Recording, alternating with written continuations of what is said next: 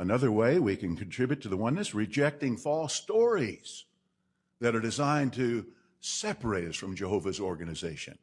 As an example, think about the apostate-driven lies and dishonesties that Jehovah's organization is permissive toward pedophiles. I mean, that is ridiculous, isn't it? If anybody takes action against someone who would threaten our young ones and takes action to protect our young ones, it's Jehovah's organization. We reject outright such lies.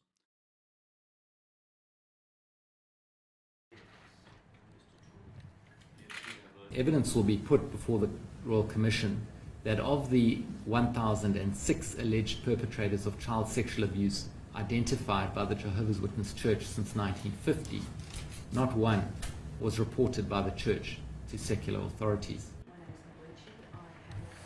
We don't want our wives knowing what our stuff, what sort of things we're dealing with. We don't want other people in the congregation coming across that information. And would you do the same thing today if someone came and reported to you a serious allegation of sexual assault? Would you destroy any notes? Yes, that's our practice.